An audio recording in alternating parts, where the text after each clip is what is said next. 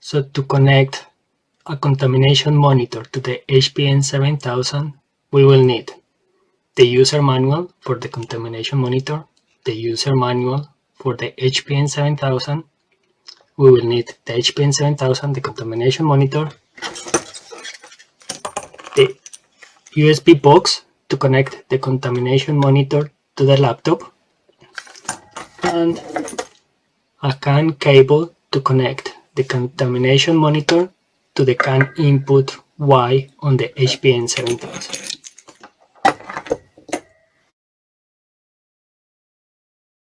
So let's start by explaining how I've made the cable. So on the user manual, you can see that power and the common on the contamination monitor cable, which is this one, is wires red and blue, pins 8 and 7. On the HPM7000, which is this end, power is pin 2 and ground is pin 3. CAN low is the yellow wire, which is pin 1 on the contamination monitor, and CAN low is pin 5 on the HPM7000 cable. And similarly, CAN H is the green wire on the contamination monitor cable, and CAN high on the HPM7000 cable is pin 4. So I've just wired these two cables together according to the instructions on the user manual for both the HPM7000 and the contamination monitor. Next, let's configure the contamination monitor to make it work with the CAN output. So for that, we open the LPA view software. We go to remote control. It has detected the contamination monitor on the COM4. We click OK. And now let's go to settings. So here we want a test duration of 10 seconds. We want to display our results on the ISO standard, and we are going to simulate test. So we tick this box is because we don't have any flow, so the device will simulate data. But in real use, you will need to untick this tick box so the device can actually perform a reading. We will test continuously, and we will start a new test after the 10 seconds have passed. Now we click in communications, and here we will choose CAN bus generic output. We can change the node number, or we can leave it at 2. I will leave it 2 there. The baud rate, I will leave it at 250K, and the base address, I will use the default values. We click OK, and then we click OK. And as we can see, the contamination monitor is now simulating values. So every 10 seconds it's going to give me a new readings of relative humidity, temperature, and the ISO counts. Remember that this is simulating data. It's just to check the communication of the contamination monitor with any other device. In our case, we will test it with the HPM7000. Next, let's connect the contamination monitor to the HPM7000. So I've connected the CAN cable from this port to the CAN Y connector on the HPM7000.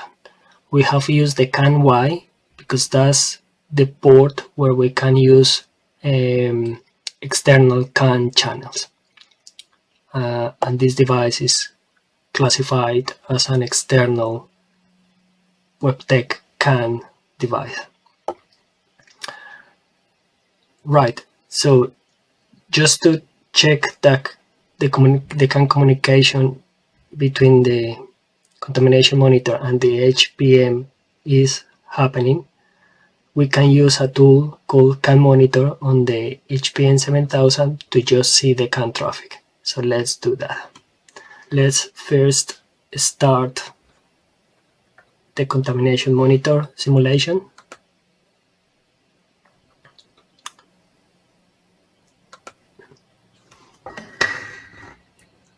So for that, we will go to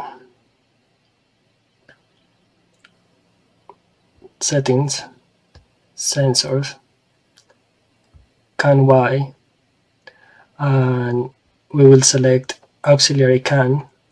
And if you remember, we configured the contamination monitor to a baud rate of 250 kilobytes per second. So select that one.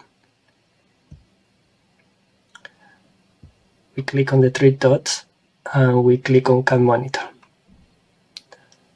So now you can see that there is some traffic going. And at least that tells us that the CAN communication between the contamination monitor and the HPM7000 is happening. Now we just have to decode those CAN messages into meaningful information.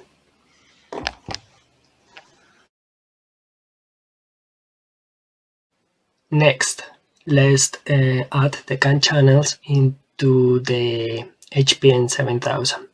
For that, I will need this information from the contamination monitor user manual. So I will need the CAN ID to know which message I need to read to extract the contamination values and the relative humidity and temperature values. So here is telling me that the contamination values are sent on this CAN ID message. The relative humidity and the temperature are sent using this CAN ID message. And this table is telling me that how the data is packed on this CAN ID message is in 8 bytes, each byte containing one of the ISO codes. I'm referring to ISO because that's the values that I want to use, ISO codes. So the first byte will contain the 4 microns value, byte 2 will contain the 6 micron values, byte 3 will contain the 14 microns value, and so on. If we scroll down, I will find a similar table for the temperature values and the humidity and the relative humidity values here. So I will know that the first byte will be the relative humidity, and the byte 2 it will be the temperature, and there are 8 bits in length, and this is the type. So we will need these values to configure the channels on the HPM7000. So let's do that next. Okay, so let's add the CAN channels. Let's go to Settings, Sensors, CAN Y. We will select Auxiliary CAN, change the baud rate to 250 kilobytes, and we will add a channel. So we will select CAN Generic. We will give it a name. Let's call this one 4 microns.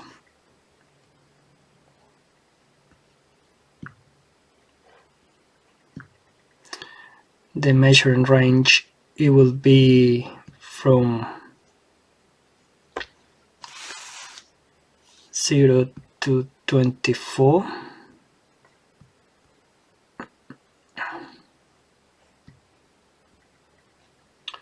The unit, we will choose particle, and it will be ISO.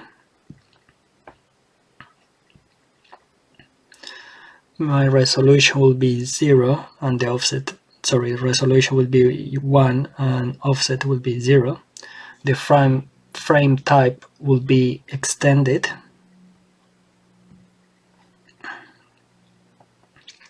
And the message ID, if we remember what the datasheet said, it was 18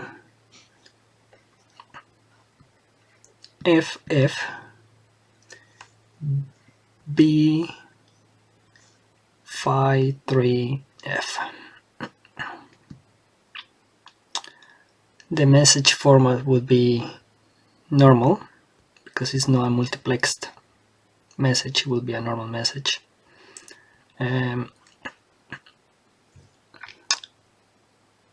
The number representation will be unsigned integer.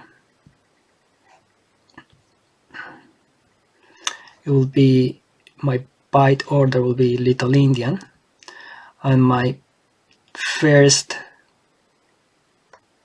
date on the frame, which is the 4 microns, will be located in the first byte and the first bit, and the length, it will be 8.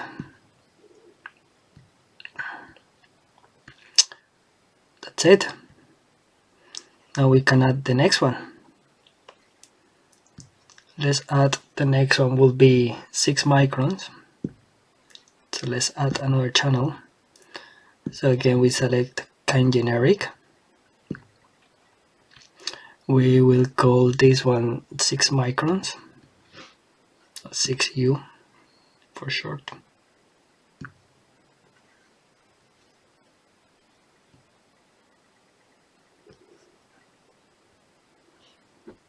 The measuring range will be from 0 to 24 again.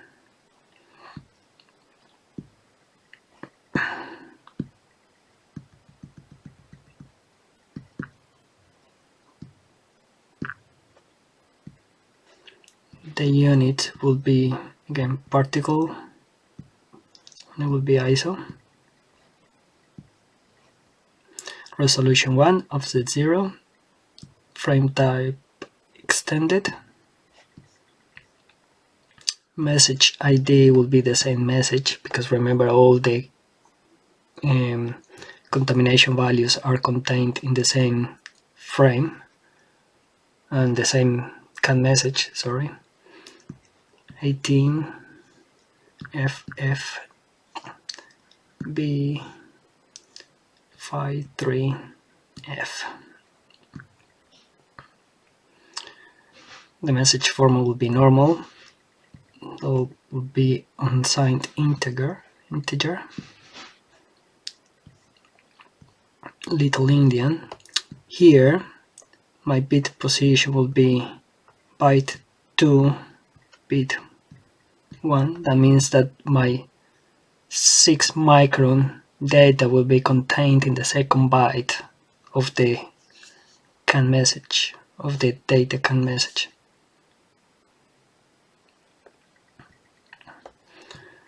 The length will be 8.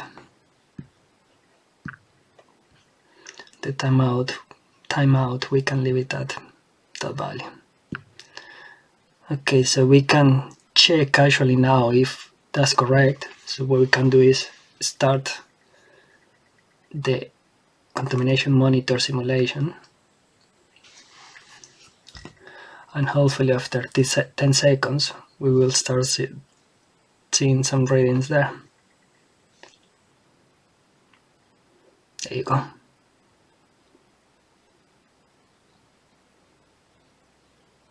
So we can see that the values are there which correspond to what the contamination monitor is showing.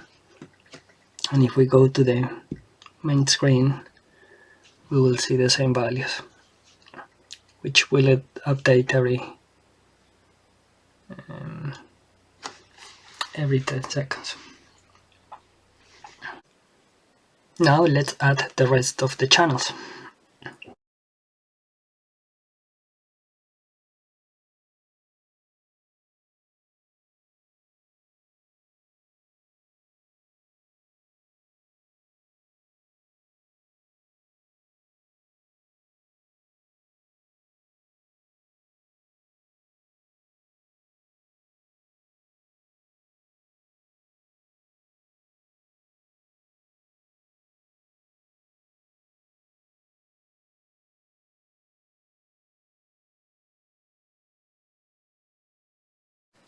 Now we can see that the values match.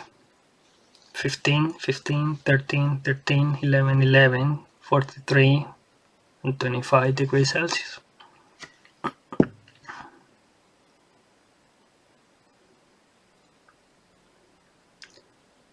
And that's it, how you connect the contamination monitor to the HPM7000. Thank you.